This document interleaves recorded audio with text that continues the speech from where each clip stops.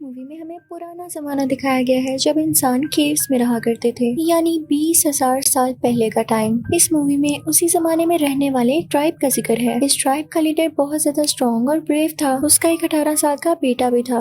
उसका नाम केडा था, लेकिन क्योंकि वो भी छोटा था तो उसमें अपने फादर की तरह पावर नहीं थी और ना ही अभी उसे ठीक से शिकार करना आता था। लेकिन उसके फादर यानी इस ट्राइब के लीडर उसे कहते थे कि एक ना एक दिन तो तुम्हें सीखना होगा, क्योंकि तुम मेरे बेटे हो और तुम्हें मेरे जैसा बनना है। पर उस लीडर की वाइफ कहती कि मेरा बेटा भी बहुत छोटा है, इसे शिकार पर मत लेके जाएं। तो लीडर उससे कहता कि नहीं, अगर तूफान आने वाला है और सर्दियों में बाहर निकलना बहुत मुश्किल होता है, हम शिकार पर जाएंगे क्योंकि हमें अगले कुछ महीनों के लिए खाना जमा करना है। तो केटा भी हमारे साथ जाएगा। अब ये सब अपनी टीम बनाकर दूसरी तरफ निकल पड़ते हैं ताकि कुछ शिकार करें। इनको काफी टाइम लग जाता है। ये नदियाँ क्रॉस करते हैं, जंगलों में से गुजरते हैं और फाइनली एक जगह पर पहुंच जाते हैं। लेकिन ये लोग देखते हैं कि इनके सामने बहुत सारे जानवर हैं जो कि जंगली भैंस से थे। अब इस ट्राइब का लीडर इन सबको ऑर्डर देता है कि हमें बचना होगा, तो अपने अपने नेज़े इन जंगली भैंसों की तरफ फेंक दो।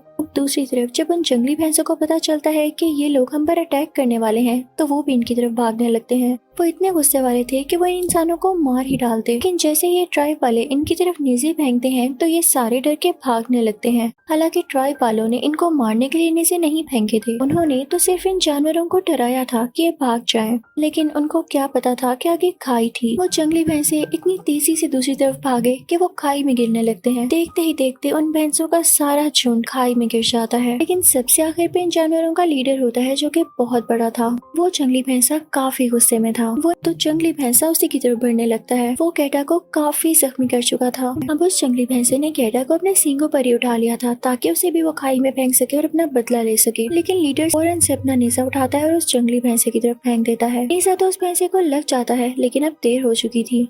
केटा नीचे गिर चुका था। वो खाई बहुत ही गहरी थी। अब सीन यहीं पर कट हो जाता है और हम कुछ दिन पहले का टाइम देखते हैं, जहाँ पर ये लोग शिकार पर जाने की भी तैयारी कर रहे थे। तो ट्राइब का लीडर सब कबीले वालों से कहता है कि चलो मेरे लिए औजार बनाकर दिखाओ, कुछ ऐसे वेपन्स बनाओ जिनसे हमारा शिकार आसानी से हो सके। अब सब अपने अपने वेपन्स यानी औजार बनाने लगते हैं। केटा भी अपना औजार बनाकर अपने फादर यानी उस ट्राइब के लीडर को दिखाता है। लीडर कहता है, वाह, मेरे बेटे ने तो बहुत अच्छा वेपन बनाया। लीडर को एक और लड़के का बनाया गया वेपन पसंद आता है, तो वो बाकी कबीले वालों से कहता है कि हमें इन दोनों की पावर को और चेक करना होगा। वो अपने कबीले वालों से कहता है कि आप इन दोनों को मारें, इनकी स्ट्रेंथ चेक करें। खुद वो लीडर दूसरी तरफ मुंह कर लेता है क्योंकि उसके बेटे को बीमार पड़ रही थी, लेकिन उसके लिए ऐसा करना जरूरी भी था ताकि वो अपने बेटे की पावर चेक कर सकता। अब जब वो लोग मारना बंद करते हैं तो वो लीडर अपने बेटे के पास जाता है और उसे प्यार करता है। उससे कहता है कि इस फेज में भी तुम पास हुए, तुमने बहुत अच्छा किया, मैं तुमसे खुश हूँ और जल्दी तुम बाकी चीजें भी सीख जाओगे। वो अपने बेटे से कहता है कि तुम्हें शिकार पर भी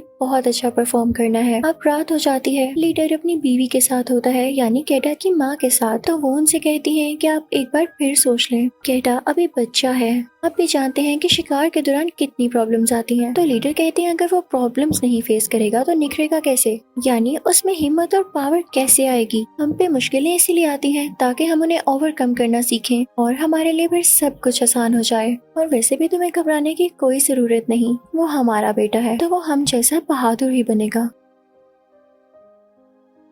तो लीडर की वाइफ उनसे कहती है कि ठीक है, मुझे आप दोनों पर भरोसा है। और फिर अब वो दिन आ जाता है जब इन लोगों ने शिकार पर निकलना था। ये लीडर अपने लोगों की टीम बनाकर शिकार के लिए निकल पड़ते हैं। रास्ते में जाते जाते एक स्टोन स्ट्रक्चर दिखाई देता है जो कि इनके बाप दादा ने बना रखा था ताकि इनको सही डायरेक्शन का पता चल सके। उस जमाने में लोग इस तरह की चीजें बनाकर या सितारे देखकर डायरेक्शन का पता लगाया करते थे। अब ये लोग चल रहे होते हैं कि सामने से इन्हें एक और कबीला आता हुआ दिखाई देता है। उनको पता चलता है कि वो भी शिकार पर आया है। अब ये सब एक साथ मिल जाते हैं। अब आगे चलकर इन्हें एक जंगली पेग मिलता है। कबीले का लीडर अपने बेटे केडा से कहता है कि इसको मारो, इसका शिकार करो। लेकिन केडा ने आज तक किसी जानवर को कुछ नहीं किया था, तो उसका दिल नहीं चाहता उसे मारने का। तो लीडर कहता है कि अगर ऐसे ही चलता रहा तो तुम कभी भी मेरे बाद इस ट्राइब के लीडर नहीं बन पाओगे, फिर तुम्हारी जगह मुझे किसी और को लीडर बनाना होगा। अब रात को एक जगह पहुंचकर ये लोग आग जला लेते हैं और उसके इर्द गिर्द बैठ जाते हैं। तभी इन्हें किसी जानवर की आवाज आती है। लीडर इन सबसे खामोश रहने को कहता है। अचानक से एक छुपा हुआ शेर बाहर आता है। वो वहाँ से कैडा के दोस्त को झपट कर अपने साथ ले गया था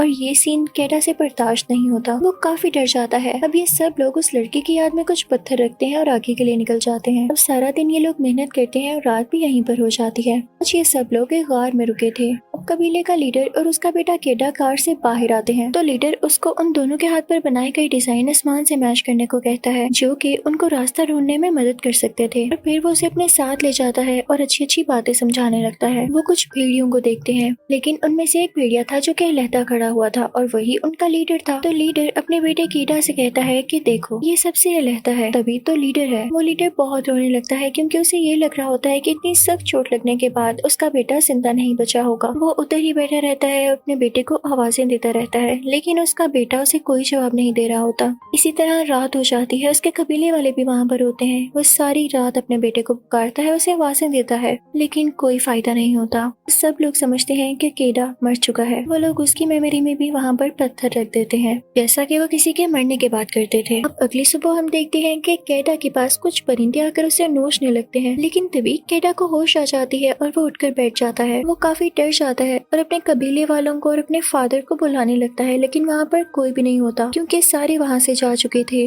अब वो खुद ही आहिस्ता आहिस्ता नीचे उतरने की कोशिश करता है, लेकिन वो पहाड़ ऐसा नहीं था कि उससे नीचे उतरा जा सके। फिर अचानक से वहाँ एक मिरेकल होता है और बारिश शुरू हो जाती है। जिस खाई में वो जाने वाला था वो खाई पानी से भर जाती है। कैडा को स्विमिंग आती थी तो वो उस पानी में जंप लगा देता है और स्विम करके किनारे पर आ जाता है। इस दौरान वो बेहोश हो चुका था और वो बहता बहता ही यहाँ पहुँच गया था। जब उसे होश आता है तो वो काफी जख्मी होता है। वो अपने पाँव को पास पर ही लकड़ी और पत्थरों से ठीक करता है और फिर चलने की कोशिश करता है। वो अब ऊपर पहुँच चुका था, यानी उसी जगह जहाँ से वो गिरा था। वो देखता है कि उसके कबीले वालों ने उसे मरा हुआ समझकर वहाँ पर वैसे ही पत्थर रख दिए हैं। तो वो काफी टूट जाता है कि ऐसे कैसे इन लोगों ने मुझे मरा हुआ समझ लिया। वो चिल्ला रहा होता है और इसी की आवाज सुन के वहाँ पे कुछ भेड़िया आ जाते हैं। वो इसकी तरफ बढ़ने वाले होते हैं कि तभी ये भागता भागता एक दरख्त की तरफ पहुँच जाता है। कैडा उस दरख्त पे चढ़ जाता है। अब भेड़ियों के डर से वो उस दरख्त से नीचे नहीं उतरता। सारी रात वो उसी दरख्त पर लेटा रहता है। फिर सुबह हो जाती है और उसे प्यास लगने लगती है। वो दरख्त से नीचे उतरता है और पानी भरता है, लेकिन तभी वो भेड़िया उसका पीछा करने लगते हैं। वो भाग कर दरख्त पर दोबारा चढ़ने लगता है, लेकिन वो भेड़िया उसे पकड़ लेते हैं। उनमें से एक भेड़िया उसके पाँव पर काट लेता है तो कैडा उसे मारता है। जो उसके पास वेपन था उसे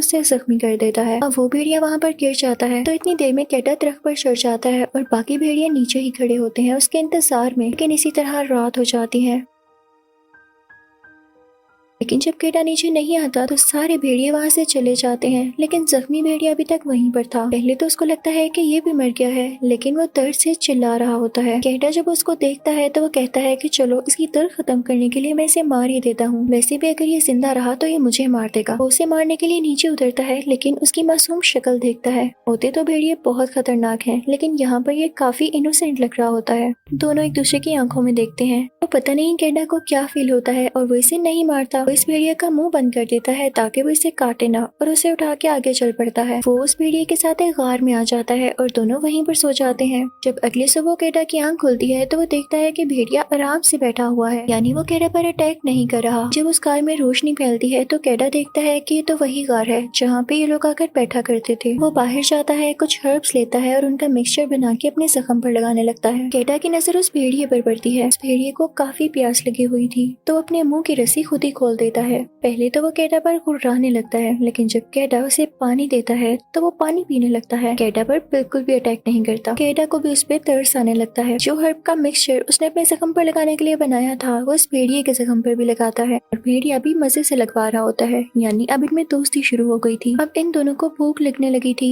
तो कैडा बाहर जाता है और एक जंगली रैबिट को पकड़कर उसका गोश्त खुद भी खाता है और भेड़िया को भी देता है। फिर ये दिन भी गुजर जाता है और अगला नया दिन आ जाता है। कैडा उस भेड़िए के साथ उस गार से निकलता है तो वो भेड़िया को फोर्स करता है कि जाओ तुम अपने ग्रुप के साथ वापस जाओ, लेकिन वो भेड़िया तो वहाँ से हिल भी नहीं रहा होता क्योंकि उसे कैडा अच्छा लगने लगा था। तो कैडा खुद ही उसे वहाँ पर अकेला छोड़ के आगे बढ़ने लगता है और चलते चलते उसे शाम हो जाती है, लेकिन उसे काफी देर से ऐसे लग रहा था जैसे कोई उसका पीछा कर रहा है। और जब वो पीछे मुड़ के देखता है तो ये भेड़िया होता है। वो भेड़िया छुप छुप के उसके पीछे आ रहा था। कैडा भेड़िया से कहता है कि ना करो मेरा पीछा। वो उसे डराने के लिए उसकी तरफ लकड़ी भी फेंकता है, लेकिन वो भेड़िया बिल्कुल डॉगीज की तरह उस लकड़ी से खेलने लग जाता है। जब वो भेड़िया वहाँ से किसी तरह भी नहीं जाता तो कैडा उसे अपने साथ ही ले लेता है। अब वो आगे बढ़ने लगते हैं। चलते चलते उन्हें एक वाइल्ड पिग नजर आता है। भेड़िया उसका शिकार करने के लिए उसको टैकल करता है, लेकिन कैडा डर जाता है तो वो लोग उसका शिकार नहीं कर पाते। फिर से वो लोग चलते रहते हैं। क्योंकि इन्होंने अपना शिकार मिस कर दिया था तो आज उन्होंने कुछ भी नहीं खाया था और बेचारे भूखे ही सो जाते हैं।